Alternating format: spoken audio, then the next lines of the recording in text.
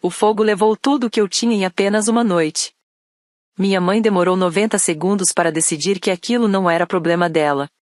Eu sou Eve Meyers, 33 anos, enfermeira de cuidados paliativos, alguém que já segurou a mão de mais pessoas morrendo do que consigo contar. Às 3 da manhã, eu estava no estacionamento de um supermercado, vendo o segundo andar da minha vida virar cinzas escuras. Ainda tinha fumaça no meu cabelo quando liguei para meus pais. Minha mãe atendeu meio dormindo, irritada, e soltou palavras que eu nunca vou esquecer. Pouco depois, um homem de jaqueta cinza se aproximou ao investigador de incêndio e perguntou quem tinha a chave do meu apartamento na semana anterior, porque tinham encontrado algo no local. Dias depois, em um escritório silencioso do condado, o que ele tirou de uma sacola lacrada de provas fez meu sangue gelar. E o que eu fiz com aquilo 48 horas depois pegou todo mundo de surpresa. Bem-vindos de volta ao Unhidden Family Revenge, onde as pessoas que subestimam uma mulher silenciosa sempre descobrem seu valor tarde demais, e onde a verdade, uma vez registrada, não pode ser queimada. Se essa história já te fez ficar mais atento, comenta aí e se inscreve no canal. Fica comigo, porque tudo muda por causa de uma única chave. Os bombeiros ainda estavam recolhendo as mangueiras quando o homem de jaqueta cinza me encontrou. Eu usava o casaco de uma vizinha que tinha fugido de casa só de meias. Minhas mãos não tremiam, e isso me surpreendeu.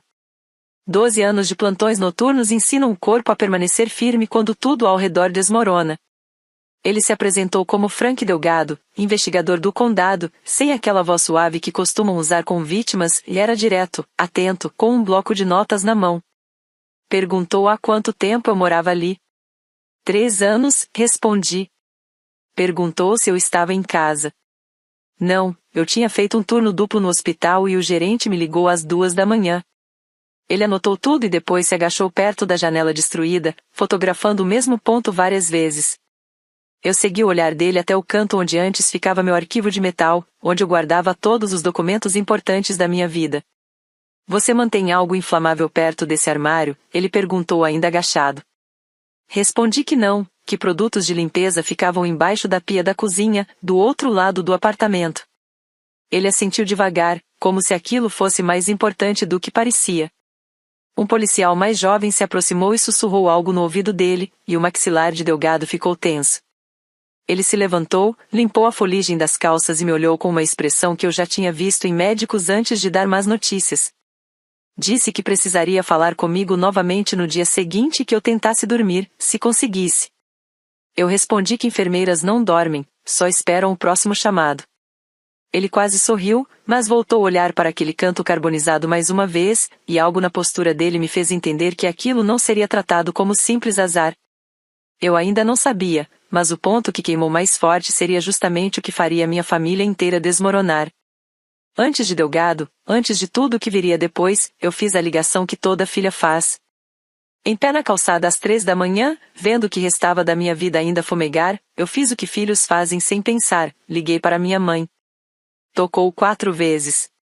Quando Sharon Meyers finalmente atendeu, a voz dela veio pesada de sono e já com aquele tom de irritação, porque na nossa família ser acordada era um pecado maior do que perder tudo em um incêndio.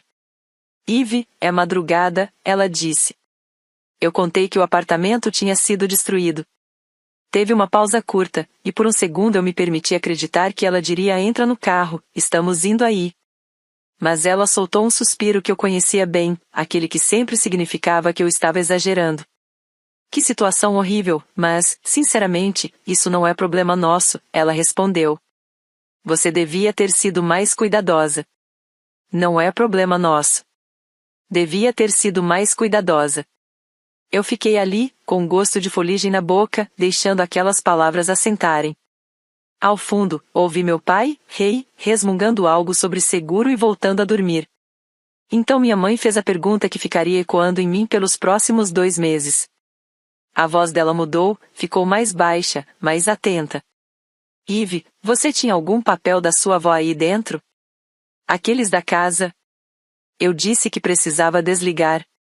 E desliguei antes que ela continuasse, porque a parte de enfermeira em mim reconheceu um detalhe fora do lugar. Meu apartamento tinha virado cinzas. Minha vida inteira tinha desaparecido.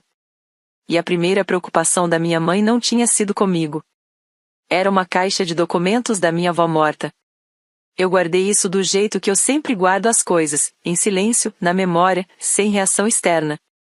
E me virei de novo na direção do homem de jaqueta cinza. Às 9 da manhã, eu estava no Route 9 Motor Lodge, um lugar com cheiro de produto de limpeza barato e fumaça antiga de cigarro, preenchendo formulários de seguro em cima de uma colcha manchada. Meu celular tocou. Era minha irmã, Delia, e ela já estava chorando antes mesmo de eu dizer alô. Meu Deus, Eve, você tá bem? Ela perguntou, tudo saindo de uma vez só. Disse que era horrível, que não acreditava no que tinha acontecido. Eu falei que estava bem, só cansada. E antes mesmo de eu terminar de explicar onde eu ia dormir, ela mudou de assunto. Escuta, a caixa, ela disse. A caixa da vovó, aquela de metal com os documentos, ela foi salva? E o estojo à prova de fogo? Eu me endireitei na cama. Minha irmã morava a 20 minutos de distância e não aparecia no meu apartamento havia mais de um ano. Não tinha motivo nenhum para saber daquele estojo. Perguntei como ela sabia daquilo. Ela riu rápido demais e disse que devia ter sido minha mãe falando. E então veio a frase que minha família sempre usava comigo, aquela que repetiam minha vida inteira como desculpa para me deixar sozinha. Você vai ficar bem, Eve, ela disse com doçura. Você sempre dá um jeito. Você sempre dá um jeito. Parece um elogio, mas na prática é um alvará de abandono. Significa, não precisamos ajudar, ela aguenta. Ela se resolve. E eu tinha carregado isso como um peso no pescoço desde os 9 anos de idade. Disse para Delia que precisava atender outra ligação. Não precisava. Eu só queria silêncio para pensar. Meu apartamento tinha queimado há 12 horas. E minha mãe queria os papéis. Agora minha irmã queria os papéis. Ninguém na minha família tinha me feito uma única pergunta real sobre onde eu ia dormir. Foi aí que eu parei de só sentir o impacto e comecei a observar. Para entender por que uma pilha de documentos valia mais para eles do que a minha vida, é preciso voltar 3 meses, na noite em que minha avó morreu. Nana Ruth tinha 84 anos, e nos últimos 11 meses dela eu fui quem ficou por perto de verdade. Quem organizou os remédios, ajudou no banho, lia para ela, e passava as madrugadas acordada quando a dor piorava. Delia apareceu 2 vezes. Meus pais foram em feriados e iam embora antes da louça secar. Eu não vi aquilo como sacrifício na época. Cuidar de quem está morrendo era o meu trabalho, não uma dívida emocional. Mas Nana enxergava tudo. Cerca de 6 semanas antes de partir, ela pediu que eu a levasse até uma advogada chamada Nora Beckett. Não explicou o motivo. Só segurou minha mão na sala de espera e disse, você ficou. Eu vejo quem fica. 1 mês depois do funeral, Nora chamou a família inteira e leu o testamento. A casa da Sycamore, onde Nana tinha vivido por 50 anos, avaliada em cerca de $300 mil, tinha sido deixada para mim. Não dividida. Não compartilhada. Só para mim. Delia levantou tão rápido que a cadeira caiu. Disse que Nana não estava em plena consciência, que eu tinha manipulado uma idosa morrendo. Minha mãe falou em resolver em particular, o que, na nossa família, sempre significava pressionar até a pessoa mais forte ceder. O que eles não sabiam era que eu já tinha tomado cuidado. Semanas antes, eu tinha feito o testamento ser reconhecido oficialmente, tirado cópias autenticadas, escaneado cada página e guardado o original em um lugar fora do alcance de qualquer um. Eu sou enfermeira. Eu registro tudo. Não é paranoia, é hábito de sobrevivência. E esse hábito também ia proteger a verdade. A casa agora estava em inventário, com audiência marcada. E minha família queria esses papéis fora do caminho. Então meu apartamento, o mesmo lugar onde eles presumiam que o testamento estava guardado, pegou fogo. Naquele mesmo dia, atravessei a cidade até a casa dos meus pais, não porque esperava acolhimento, mas porque o motel exigia cartão e eu precisava economizar para despesas reais e porque família, em teoria, deveria significar um quarto disponível. Minha mãe abriu a porta só pela metade. Atrás dela, a casa estava quente, iluminada, com cheiro de café. Eve, agora não temos espaço, ela disse. Eu lembrei que meu antigo quarto ainda era meu antigo quarto. Ela respondeu que agora era depósito, coisas dos filhos da Delia, 1000 motivos pequenos que juntos significavam não. Meu pai apareceu atrás dela, mãos no bolso, e soltou a frase que sempre usa para evitar qualquer responsabilidade. Você sabe se virar, filha. Depois minha mãe repetiu, mais baixo, quase gentil, que só piorava tudo. Não é realmente algo que a gente possa resolver, querida. Você vai dar um jeito. Você sempre dá. Não é problema nosso. 2 vezes no mesmo dia. Eu fiquei na varanda da casa onde cresci e entendi uma coisa com uma clareza absoluta: eles não eram frios por crueldade. Eles eram frios porque, comigo, ser frio não tinha custo nenhum. Eu nunca fazia eles pagarem por isso. Eu sempre dava um jeito. Sempre a me virava. Sempre tirava eles da responsabilidade. Então eu fiz algo que nunca tinha feito antes. Eu parei de pedir. Eu disse, vocês têm razão. Eu resolvo. Mas não era o mesmo resolver em que eles estavam ouvindo. E isso, eles não perceberam. Voltei para o Route 9 Motor Lodge, sentei naquela cama feia coberta por um tecido áspero e abri um documento novo no celular. No topo, escrevi uma única palavra: cronologia. Se minha família queria transformar minha crise em um problema só meu, então eu ia resolver aquilo do jeito que eu resolvo tudo, até o fim, sem deixar pontas soltas. 2 dias depois, a seguradora apareceu no motel. Uma mulher cansada chamada Paula, prancheta na mão e expectativa baixa no olhar. Ela me disse algo que já tinha visto muitas vezes: a maioria das pessoas que perde tudo no incêndio não tem nada documentado. Não tem lista, não tem comprovante, não tem prova.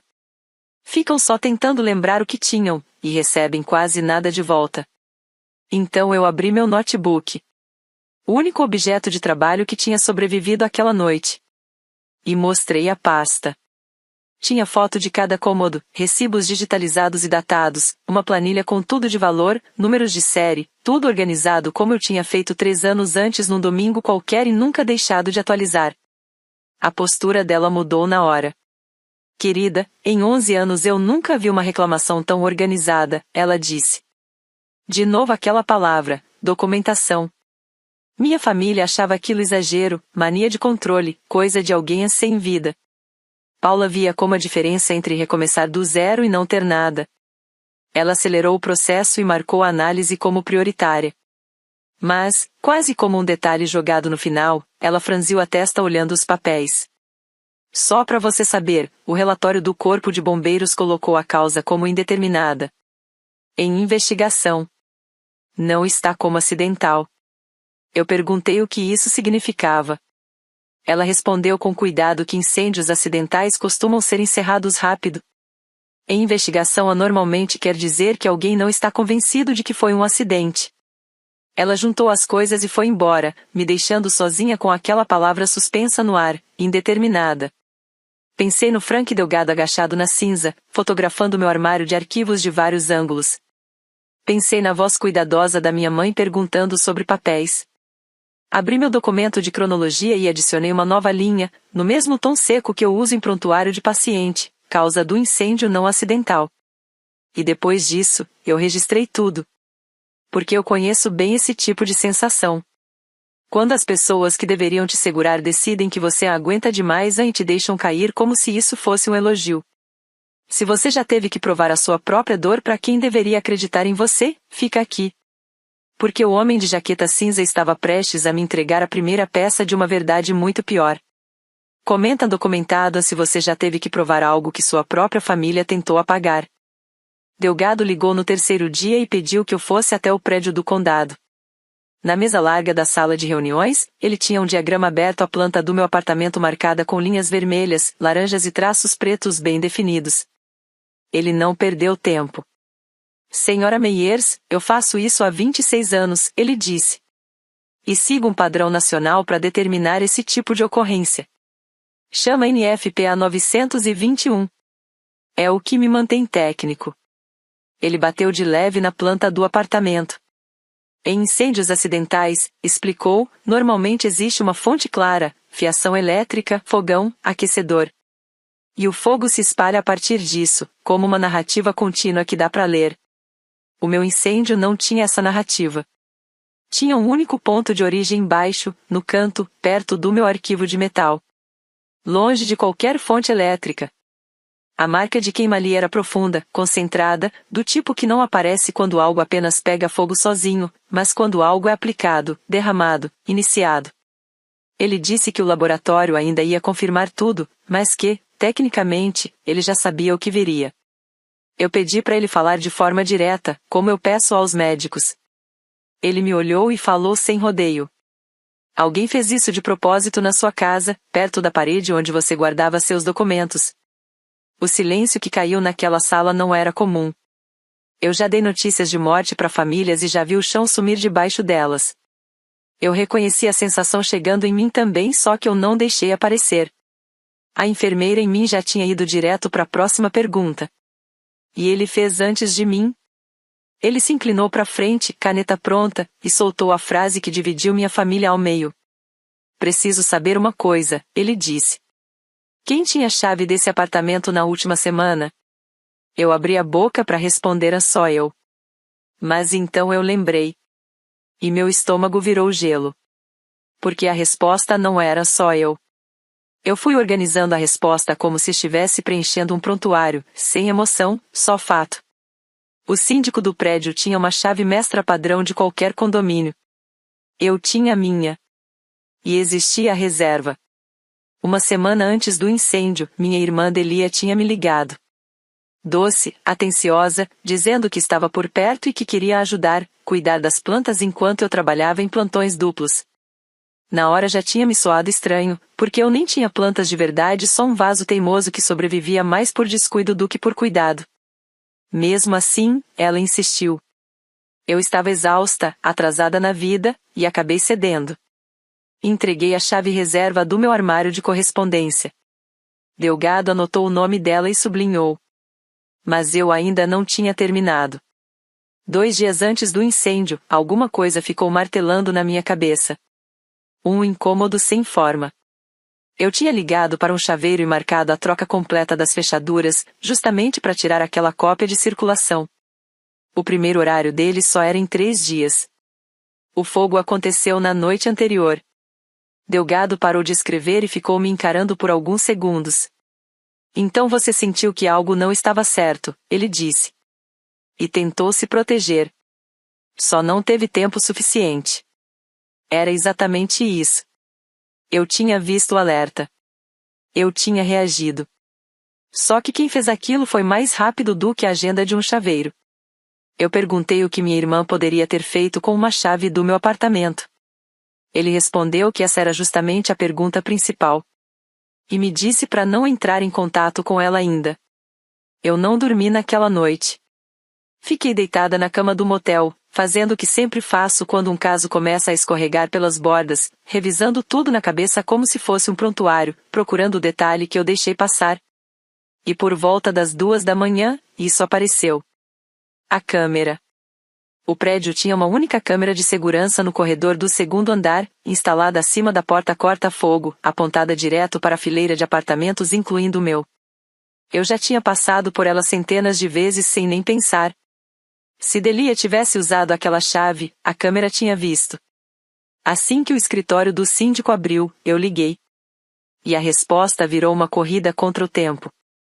O sistema, ele disse, só guardava as gravações por 14 dias antes de sobrescrever automaticamente. O incêndio tinha sido às 6. Ou seja, a noite anterior ainda estava no servidor por pouco, mas começaria a ser apagada em questão de dias. Ele hesitou. Disse que acesso a esse tipo de coisa normalmente era assunto de polícia, que não queria responsabilidade, que talvez fosse melhor esperar.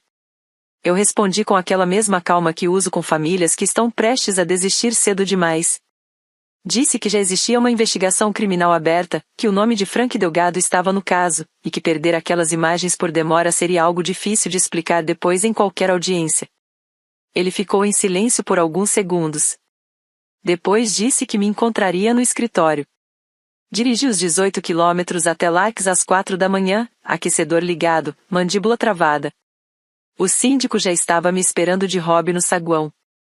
Nós dois sentamos na frente de um monitor pequeno e voltamos os horários até a noite anterior ao incêndio.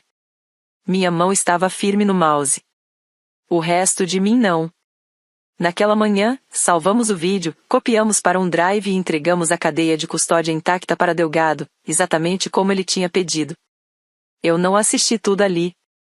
Me forcei a esperar. Mas naquela mesma tarde, minha irmã cometeu um erro que me disse mais do que qualquer câmera. Delia me mandou mensagem, naquele papel de a irmã preocupada em que ela sabia usar bem demais. E ficou falante. Disse que tinha ouvido que o fogo começou perto do meu arquivo de documentos, no canto. Não é estranho, ela escreveu. Você perdeu todos os papéis da vovó lá dentro? Eu reli aquilo 3 vezes. Eu nunca tinha contado para minha família onde o fogo tinha começado. Delgado tinha sido claro, o ponto de origem estava sendo mantido em sigilo fora da investigação, justamente para evitar interferência. Minha família não sabia. Ninguém de fora sabia. Algumas pessoas que chegaram primeiro podiam suspeitar, mas não conheciam Delia e ela tinha jurado que não tinha falado com investigador nenhum. Isso não provava que ela tinha colocado fogo em nada. Mas não existia explicação inocente para ela saber daquele detalhe. E ela tinha acabado de colocar isso por escrito. 10 anos atrás, eu teria ligado gritando. Há 1 ano, eu teria chorado e ligado para minha mãe tentando entender como aquilo era possível. Agora não. Eu não a confrontei. Não dei sinal nenhum. Respondi algo neutro, agradeci por se preocuparem e disse que a investigação ainda estava em andamento. Depois tirei print, registrei data e hora, e encaminhei tudo para Delgado com uma única frase.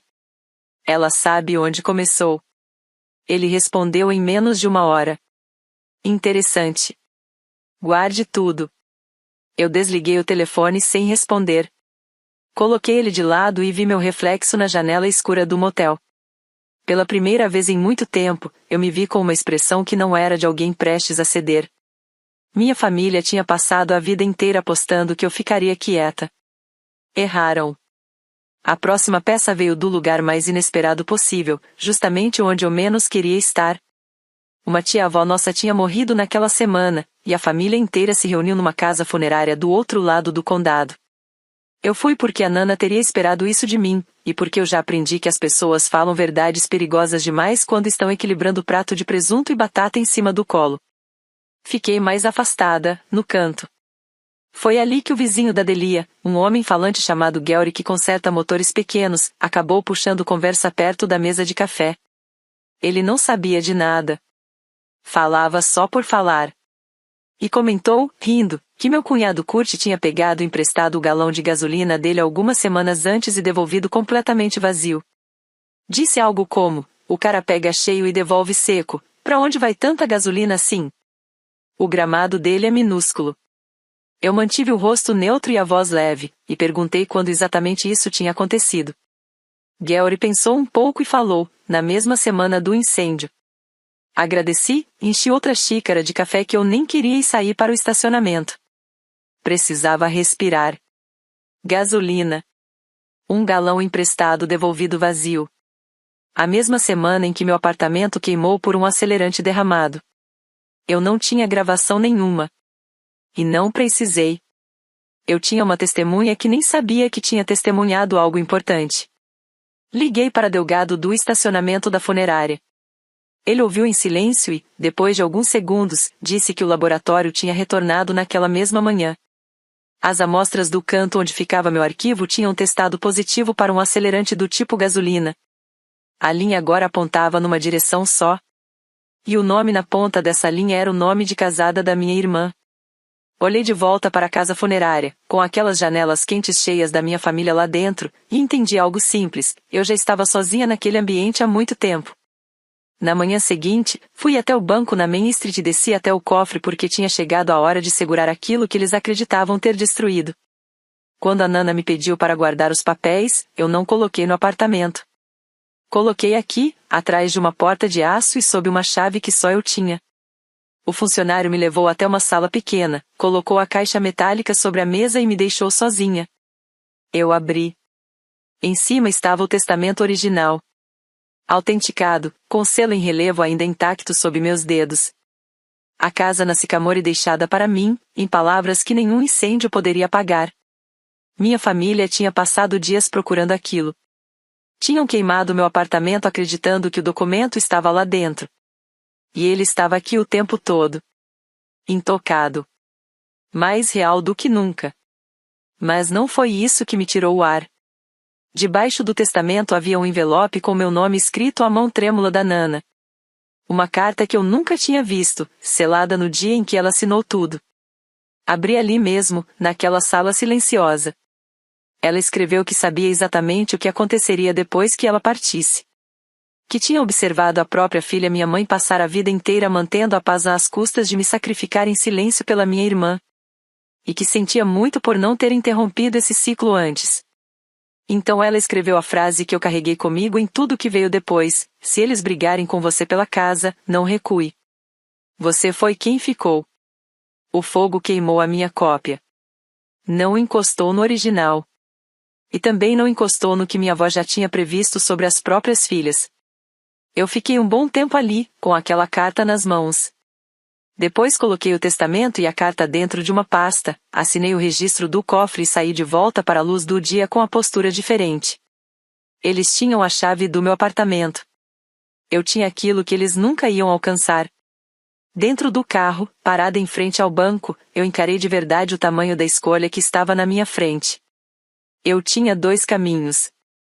O primeiro era o mais silencioso: não dizer nada, esperar a audiência do inventário, apresentar o testamento original, ficar com a casa e sair de cena enquanto o caso criminal seguia em segundo plano, sem mim. Seria limpo. Seguro.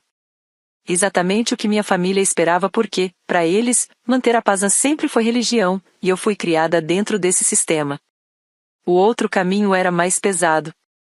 Era colaborar totalmente com o Delgado, entregar cada captura de tela, cada linha de tempo, cada testemunha. Fazer o caso de incêndio criminoso e o inventário colidirem no mesmo ponto, em público, com todo mundo assistindo.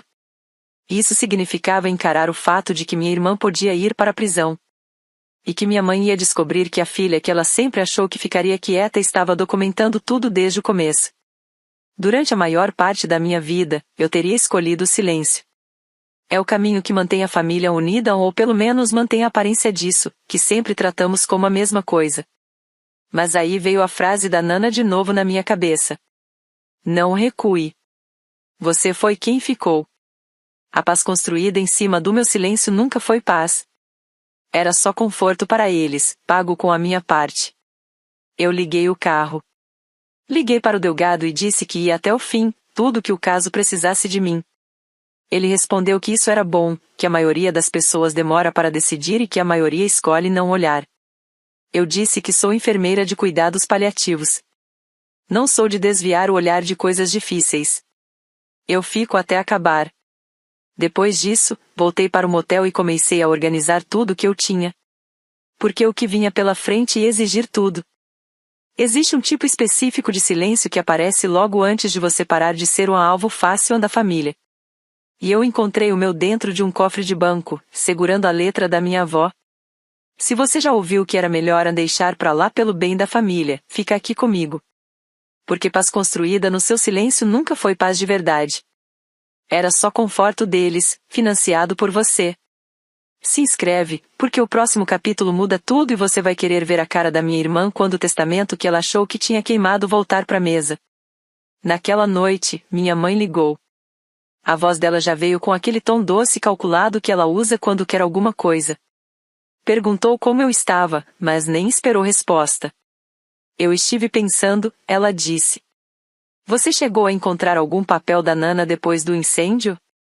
O testamento, essas coisas, porque se queimou tudo, talvez isso seja o universo dizendo pra gente só dividir a casa e seguir em frente. Eu segurei o telefone e ouvi minha mãe transformar o incêndio e o possível último desejo da minha avó numa espécie de detalhe inconveniente que, se tivesse sido perdido, talvez até ajudasse a seguir em frente. Respondi que a investigação ainda estava em andamento e que eu não podia falar sobre isso. Ela insistiu. E foi aí que ela cometeu o erro que me mostrou o tamanho real do que estava acontecendo. Como se estivesse tentando provar que se importava, ela disse: Adelia falou que seu apartamento era uma bagunça, papel para todo lado. Não é de se espantar que tenha pegado fogo. Eu parei. Porque Adelia tinha repetido para todo mundo que nunca tinha entrado no meu apartamento. Que só tinha pego uma chave emprestada na caixa de correspondência para regar plantas e que não tinha passado da porta.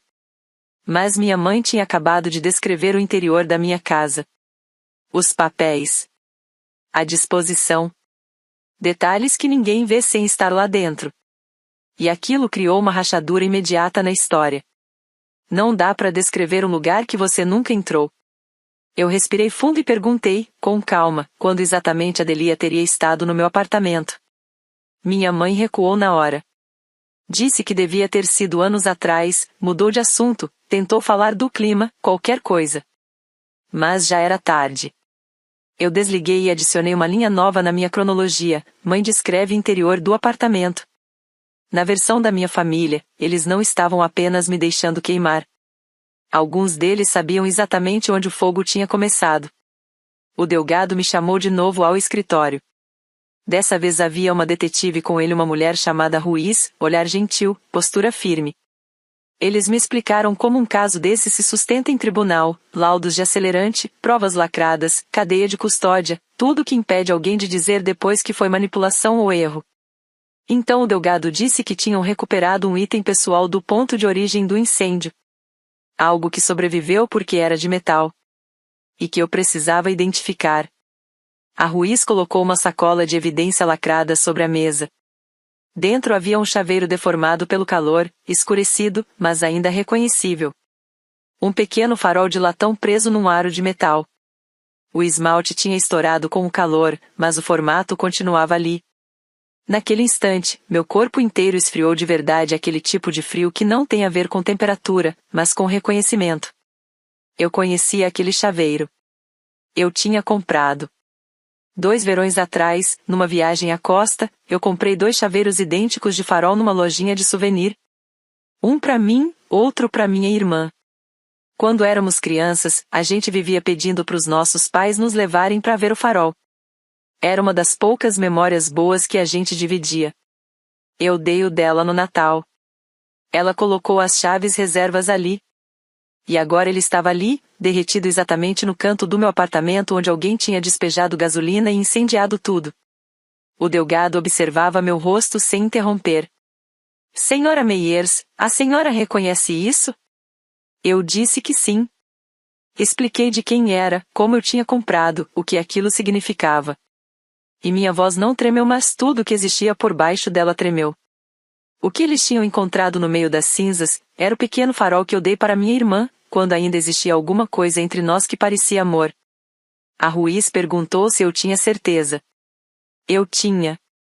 Não existia outro chaveiro daquele tipo no mundo que pudesse ter parado exatamente naquele canto do meu apartamento. Eu poderia ter desmoronado ali mesmo naquela sala. Em vez disso, eu fiz o que sempre faço quando um monitor começa a falhar no meio de um plantão: elimino o ruído e foco na próxima ação correta. Organizei tudo para eles. A história do chaveiro, o recibo da loja que ainda estava perdido no e-mail antigo, a data do Natal em que eu entreguei aquilo, as mensagens, o comentário da funerária sobre o galão de gasolina. Eu não liguei para minha irmã para gritar. Não liguei para minha mãe para exigir explicações. Minha arma nunca seria uma explosão de voz no meio de um estacionamento.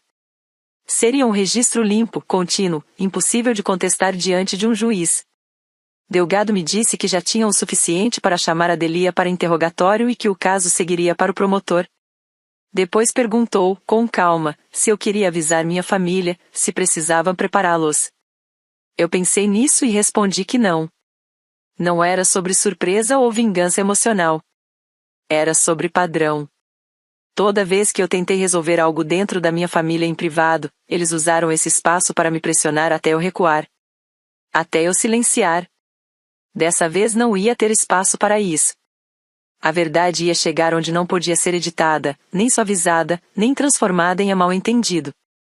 Ia chegar num tribunal. No registro oficial. Com o juiz, investigador e a família inteira sentada para ouvir. Perguntei ao Delgado quando seria a audiência do inventário. Ele conferiu: 7 dias. Os 2 casos, o incêndio e o testamento, estavam prestes a entrar na mesma sala. Agradeci e voltei para o motel para me preparar para a manhã mais difícil da minha vida. Adelia deve ter sentido o chão mudar também, porque ela partiu para o ataque do único jeito que sabia, falando. Nos dias seguintes, meu telefone começou a tocar com parentes que eu não ouvia há anos. Todos repetindo variações da mesma história. Que eu tinha manipulado uma idosa confusa para mudar o testamento. Que eu tinha isolado a Nana durante os últimos 11 meses. Que eu era gananciosa, fria, e provavelmente tinha sido irresponsável o suficiente para causar meu próprio incêndio por causa de seguro. Uma tia chegou a perguntar, com uma voz doce demais, se eu tinha pensado em como isso estava parecendo. A arma da minha irmã nunca foi força. Foi rumor. Foi vergonha pública. Foi a pequena corte invisível da família, onde ela sempre venceu porque eu nunca respondia. Ela era boa nisso. Tinha anos de prática. E estava apostando que eu continuaria do mesmo jeito, quieta, pequena, apagada o suficiente para a história dela endurecer sem resistência. Mas eu não estava mais jogando esse jogo. Boato vive no escuro. E morre quando a luz acende. E eu estava prestes a acender todas as lâmpadas do prédio. Eu não discuti com nenhum parente. Não respondi com defesa, nem explicação. Só dizia, com calma, para quem perguntava, que tudo ficaria claro na audiência e que eu esperava que eles estivessem presentes. E eu falava sério. Eu queria testemunhas. Minha irmã estava tentando vencer no Tribunal das Sussurradas porque ali ela não tinha concorrência. Mas quanto mais ela falava, mais pessoas ela puxava para dentro da sala onde a verdade ia cair. Ela achava que estava construindo um caso contra mim. Na prática, estava construindo um público para assistir à própria queda. 3 dias antes da audiência, eu me encontrei com Nora Beckett, a advogada da minha avó, no escritório pequeno que cheirava a livros antigos e toner de impressora. Eu precisava ter certeza de uma coisa: o testamento ia se sustentar? Porque toda a narrativa pública da Adelia se apoiava em uma única ideia de que a Nana não estava em pleno juízo. Nora ouviu tudo sem mudar a expressão. Depois abriu uma pasta e começou a desmontar minhas dúvidas uma por uma. O testamento, disse ela, tinha sido feito corretamente. Assinado na presença de 2 testemunhas independentes, nenhuma delas eu, nenhuma delas da família. Isso tinha sido intencional. E tinha mais. Na época em que a Nana procurou o escritório, a Nora fez questão de registrar capacidade mental. No dia da assinatura, houve avaliação médica. O próprio médico dela assinou um documento confirmando que ela estava lúcida, consciente e entendendo exatamente o que estava fazendo. Tudo isso estava arquivado. Datado. Autenticado. A versão de a influência indevida não tinha perna fraca. Ela simplesmente não tinha pernas. Então Nora me disse algo que fechou a porta de vez. O escritório dela mantinha uma cópia independente do testamento executado, guardada nos próprios registros prática padrão. Separada da minha. Protegida. Ou seja, mesmo que todas as minhas cópias tivessem queimado, mesmo que o original tivesse virado cinza, o documento ainda existia no cofre de uma advogada, onde nenhuma chave emprestada chegava. Minha irmã tinha ateado fogo numa casa tentando apagar um documento que existia em 3 lugares que ela nem imaginava. Nora me olhou por cima dos óculos e disse, com aquela calma seca de quem já viu família demais desmoronar.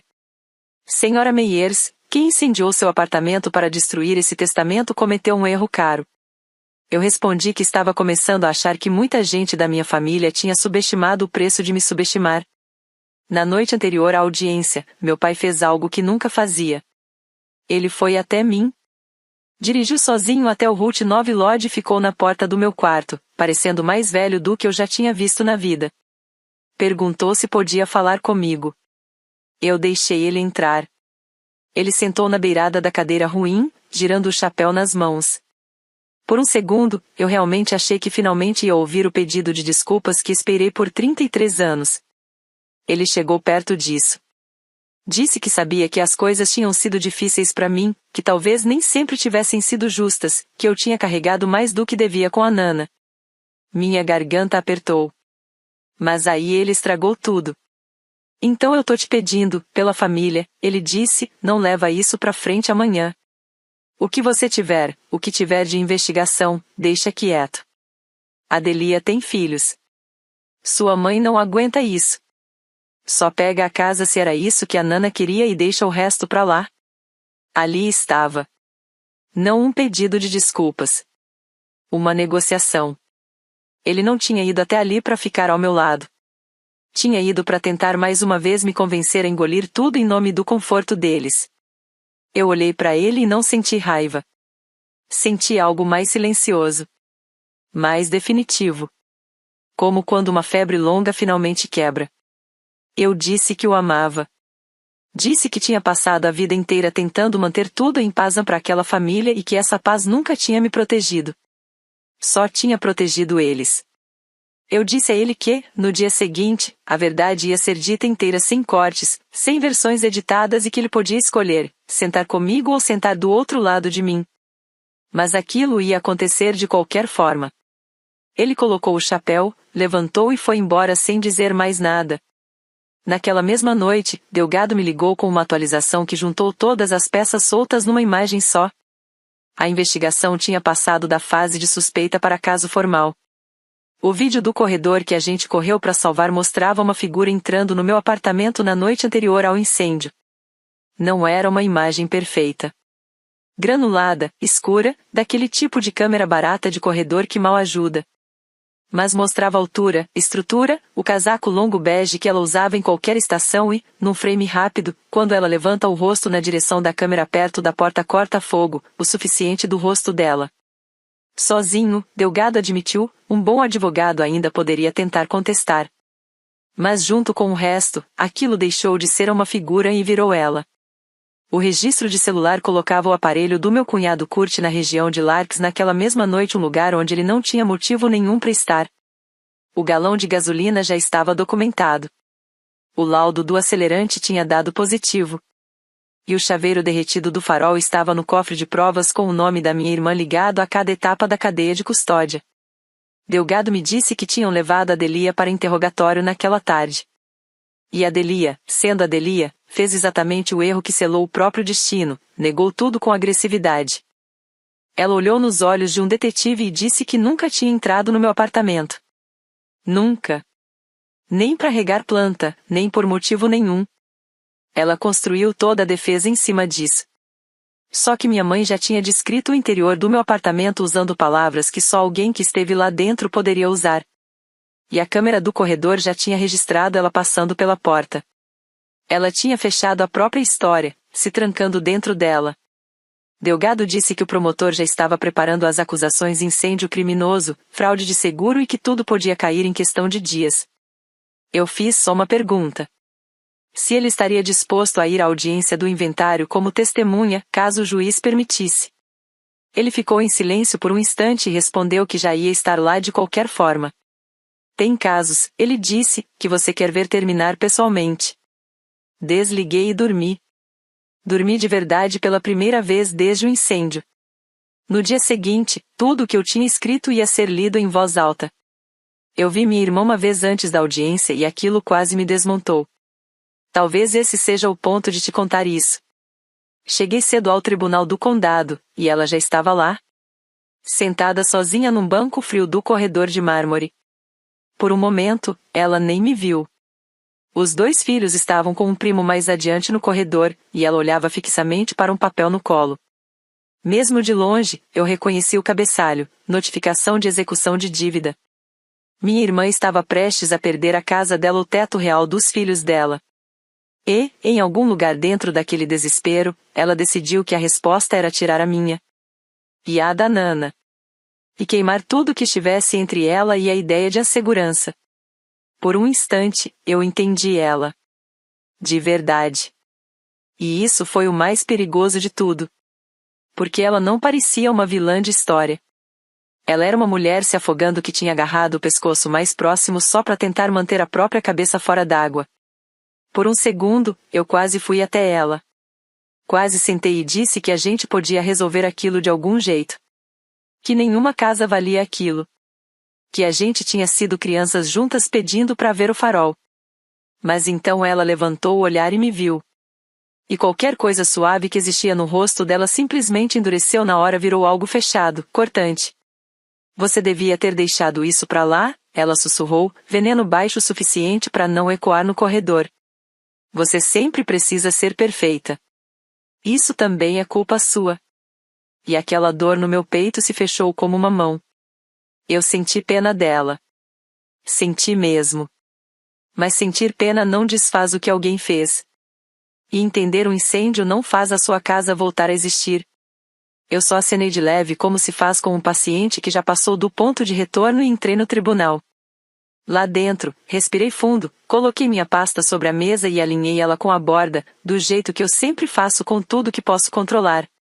E tomei a decisão final de como aquilo ia acontecer. Eu ainda podia escolher.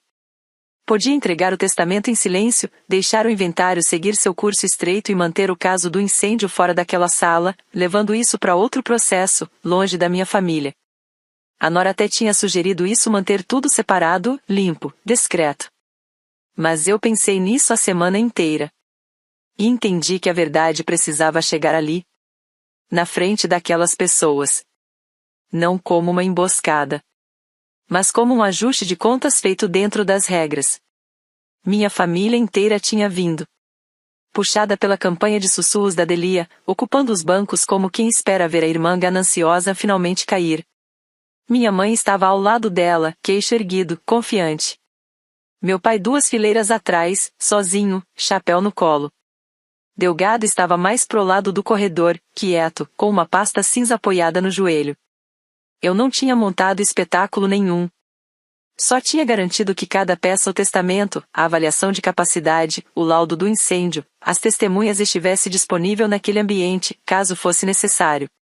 Tudo pelos canais corretos. Tudo no registro oficial.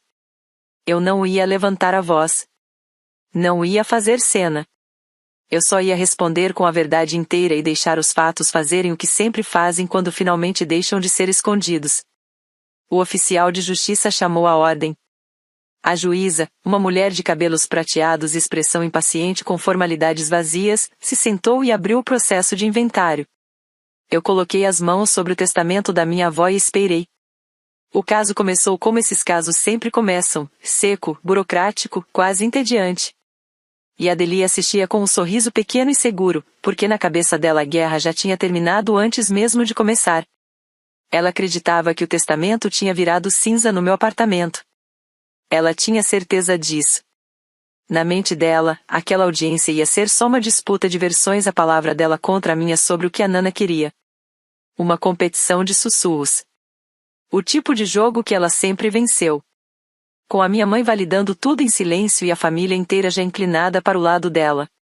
O advogado dela, um homem de terno caro e postura ensaiada, começou dizendo que o testamento mais recente da falecida não podia ser apresentado, que a única cópia conhecida havia sido destruída no incêndio e, portanto, o espólio deveria seguir o testamento anterior àquele que dividia tudo igualmente.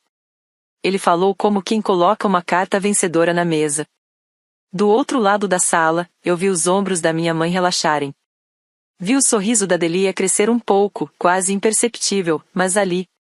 A juíza ajustou os óculos e fez a pergunta que sustentava todo aquele dia, mesma que eu estava esperando desde o começo. Existe o testamento original mais recente disponível para este tribunal, ou não? O advogado da Delia respondeu com um falso pesar que não existia mais, que infelizmente havia sido destruído. E então minha irmã soltou um suspiro baixo. Alívio. Vitória. O corpo dela perdeu a tensão como se tivesse cruzado uma linha de chegada. Ela virou o rosto e me lançou um olhar que eu nunca vou esquecer. Um olhar que dizia, você devia ter deixado isso pra lá. Eu encontrei os olhos dela e não desviei. Não sorri. Só levei a mão até minha pasta.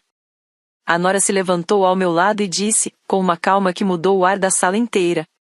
Excelência, o testamento original está disponível. Ele está conosco aqui. Eu me levantei e coloquei o testamento da minha avó sobre a mesa. A luz das janelas altas bateu no selo em relevo, e o silêncio que caiu foi tão profundo que dava para ouvir o relógio na parede dos fundos. A Nora levou o documento até a bancada. A juíza examinou, virou as páginas, passou o polegar pelo selo exatamente como eu tinha feito no cofre do banco, e declarou que se tratava de um original devidamente executado. Então a nora colocou ao lado dele um segundo conjunto de documentos, a cópia independente do escritório, a avaliação de capacidade assinada pelo médico da Nana no dia da assinatura e os depoimentos autenticados das duas testemunhas. Uma pilha limpa, construída ao longo de meses. Impossível de desmontar com discurso. Eu vi o rosto da minha irmã se desfazer em tempo real. Primeiro a confiança sumiu. Depois a cor. Depois algo mais fundo, a compreensão lenta, quase doente, de que ela tinha entendido tudo errado desde o início.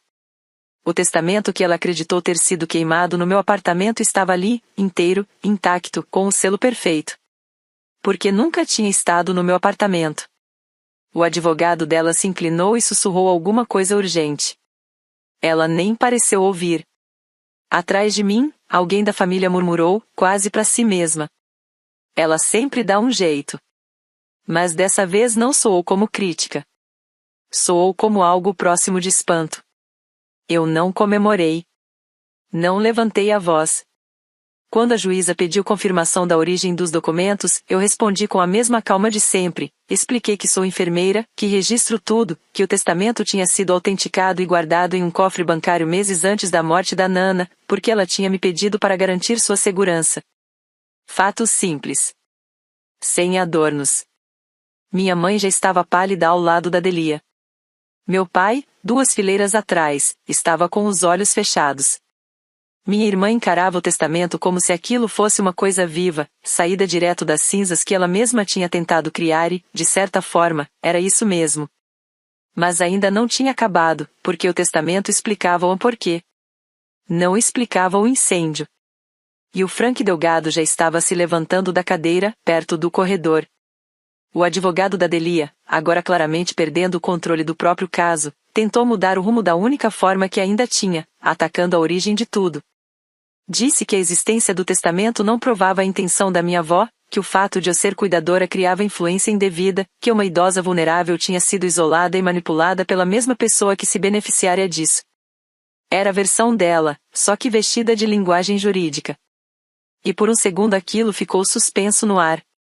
Então a nora, sem pressa nenhuma, abriu novamente a avaliação de capacidade da médica e leu em voz alta a parte decisiva, que Ruth Meyers estava em pleno uso das faculdades mentais e compreendia totalmente a disposição do próprio patrimônio.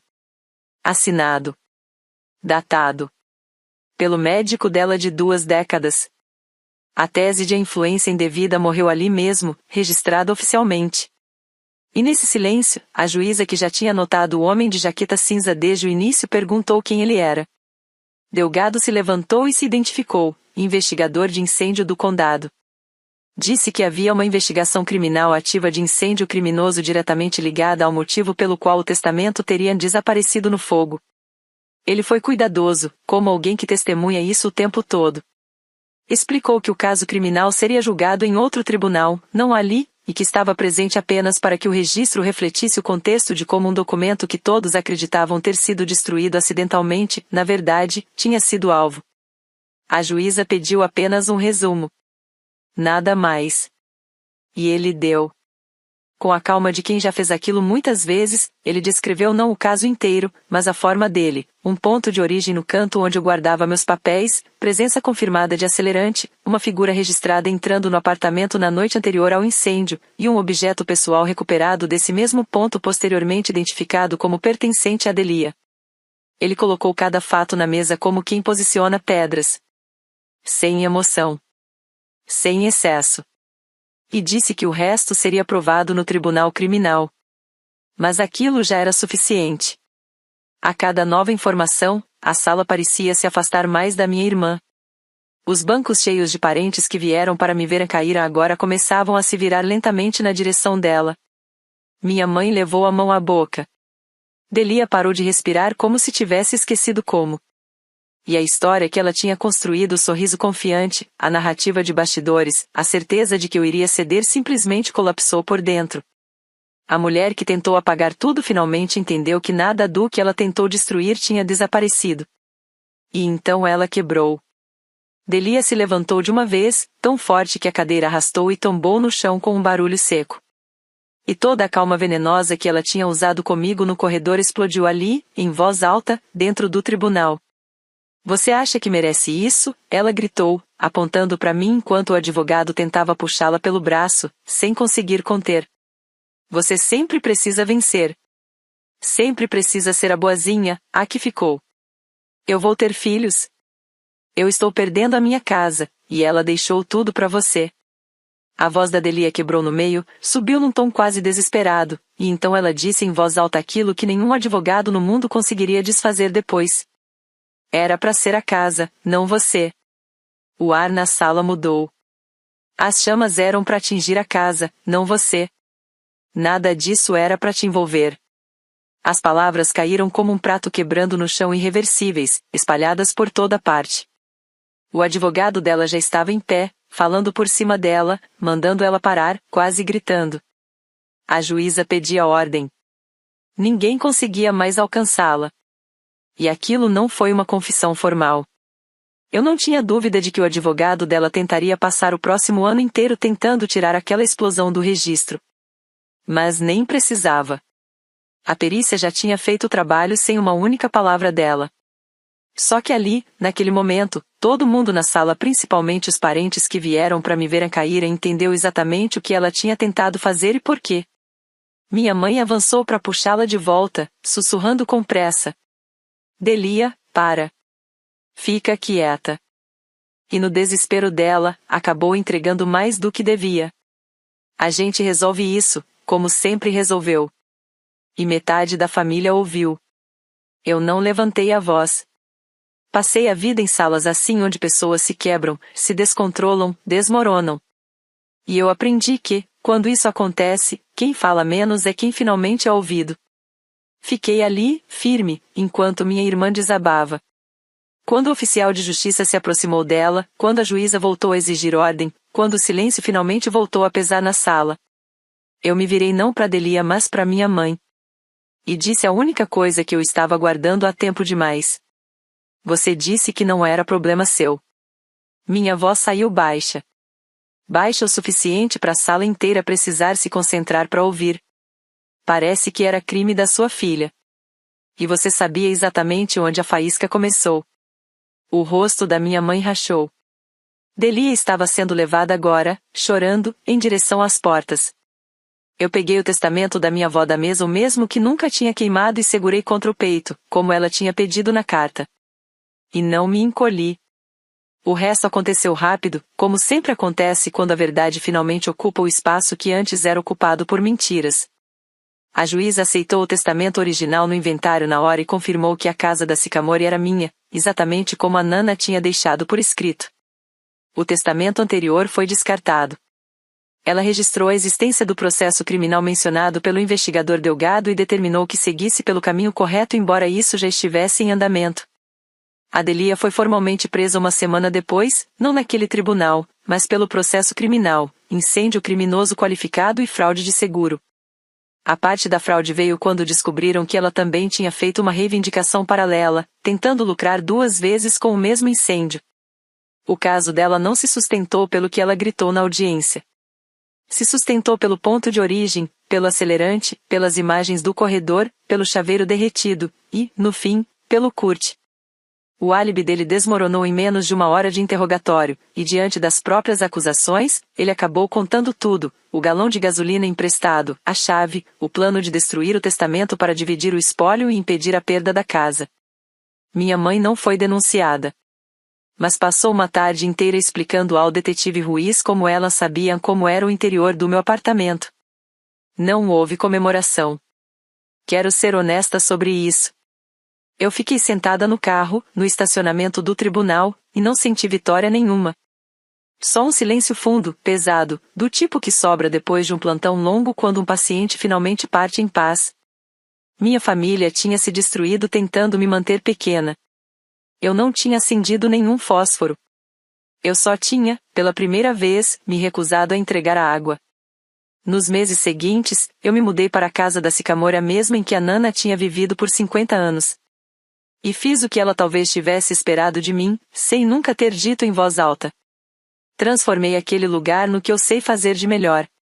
Montei uma pequena casa de cuidados paliativos, um espaço acolhedor onde pessoas podem passar os últimos dias sendo seguras por alguém que não desvia o olhar. Coloquei a foto da Nana no hall de entrada, como se ela ainda pudesse observar cada mão que eu seguro ali dentro. O processo da Delia seguiu pela justiça. Ela fez acordo, e vai pagar por aquele incêndio de várias formas por muito tempo. Eu não fui à audiência de sentença. Algumas coisas a gente acompanha. Outras, a gente simplesmente deixa no chão. Meus pais vieram à casa uma vez, perto das festas de fim de ano, parados na varanda como eu um dia tinha ficado na deles. Minha mãe perguntou se a gente podia deixar tudo isso para trás e voltar a ser família. Eu não bati a porta. Não sou assim. E, no fundo, enfermeiras também não são. Mas também não abri tudo de volta. Eu disse que a porta não estava trancada para sempre, mas que confiança não se reconstrói com palavras, se reconstrói tijolo por tijolo. E que eu tinha parado de ser a pessoa que carregava o custo da paz dos outros. Minha mãe começou a repetir, quase por reflexo, que eu sempre andava um jeito e caía de pé e parou no meio da frase. Ainda bem. Porque pela primeira vez eu tinha a resposta pronta. Você estava certa, eu disse. Eu caio de pé mesmo. Só parei de deixar vocês me derrubarem antes. O fogo mostra o que é real. Papel queima. Mas a verdade que você teve coragem de escrever e coragem de dizer em voz alta não queima. Foi assim que uma enfermeira de cuidados paliativos, quieta demais para o gosto da própria família, sobreviveu às pessoas que apostaram a vida inteira que ela nunca ia falar. A jaqueta cinza. O chaveiro do farol nas cinzas. O testamento que nunca queimou. Se a sua força já foi usada como motivo para te deixarem de lado, escreve isso. Fala em voz alta. E deixe eles encontrarem a versão de você que não está mais encolhendo.